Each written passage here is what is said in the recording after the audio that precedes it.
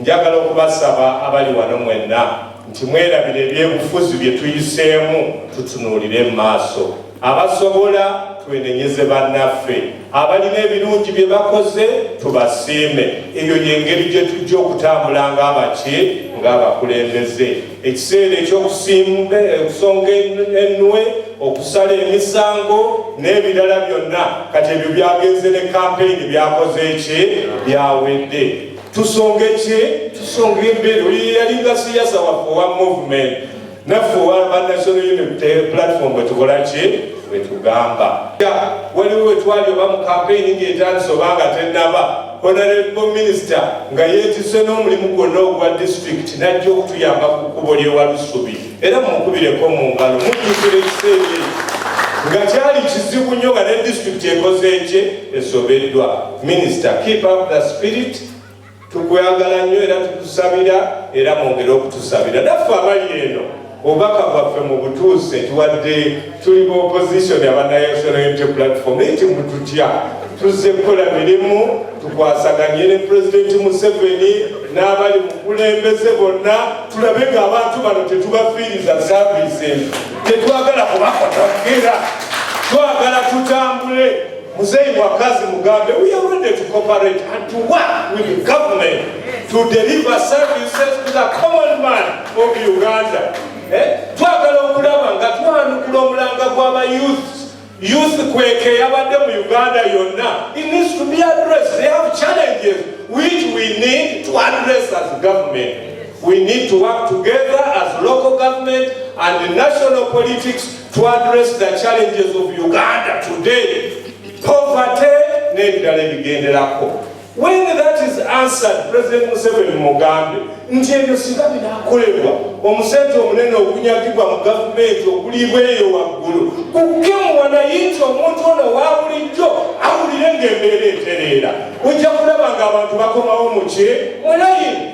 When our people are disappointed, when our people have problems, when our people cry and there are no answers, era ne voting pattern yaabwe ekola ki ekyuka. That omusomesa wa government nga tukusasula omusaala nga ne mu covid minisita abadde anoonya omusaala n'ogufuna lwaki tosomesa omwana w'abandi n'omufiirako?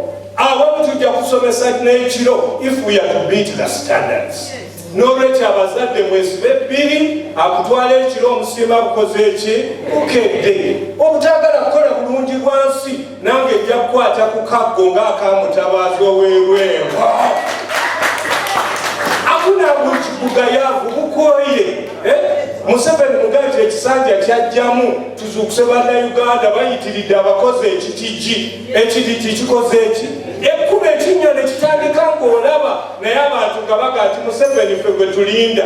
Museveni atuuke ne mu nju yo osula ku ssuuka zayulika dda bulangiti yajja badda yonna tolima mmere toyagala kufaayo emmwanyi bazikuwa ozisimbe n'oziteeka ku lubalaza. What kind of people are we going to live? We need to change. Ebyobulamu abasawo abali mu malwaliro omuzadde najja ayagala service n'omulangira omusajja bwe yali amufunyisa olubuto nga yawalampa ekitanda kakati awalampe. My God, please let's cooperate. Kino ekisanja kijja kuba kya muliro ate kijja kuba kya mukwano. Bassentebe bange bamagombolola. Yes, mutusabire bakama baffe. Honorable Minister, mutwagale era mutulere otumanyi bulungi otumanyi ensaaga yaffe n'ennyumya yonna tulowooza ati mukono tujagala nnyo. Abakulembeze bano gwogenda otwana balinga okusobola okulaba nga tutambula. Manyi nti Museveni akwagala nnyo okwagala kwe kuspreading mu mukono yaffe. Tweyongere okukola. Nze kusabira the sky is the limit. You are very bright and a young man. You are a potential for the people of Mukono. N'olwekyo you can deliver. And that's our prayer. Never naba ngenze okusinkana Museveni temunyiga abanupu nje kuba ngenze kusaba bintu bya Mukono. Naye bwe natuukayo ne mugamba nti Kibuulo omulabiranga ddala ati temunyiga.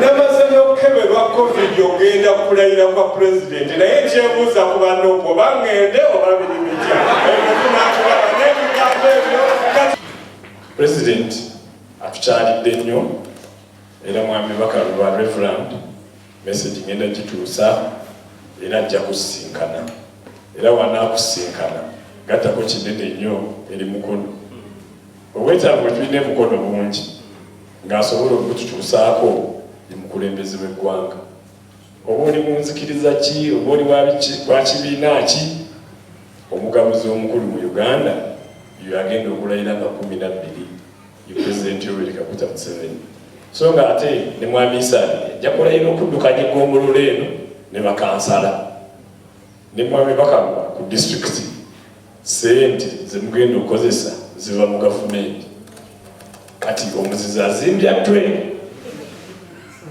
olugero si lupya omuzizi azimbye ki bw'otayagala sente za gavumenti then tulina kyogenda kolera abantu b'okulembera ekyo kibasabye ebibiina bisigaze naye mumanye sente gye ziva mu gavumenti ate egenda okulayira nga 12 ye yawangula owa pulezidenti eya Yoweri Kaguta Museveni era mbasaba mugiwagire chairman Katuka abyogeddeko okwekalakaasa bannange temugeza kubanga amateeka agakuvunaana wegali tebagenda kukola mapya okuwangula kwe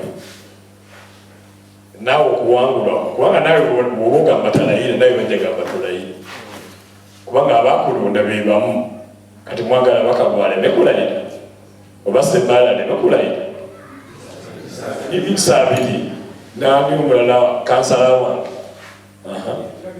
Kirabi Badru aleme kulayira tukkirize ekyo kibeerewo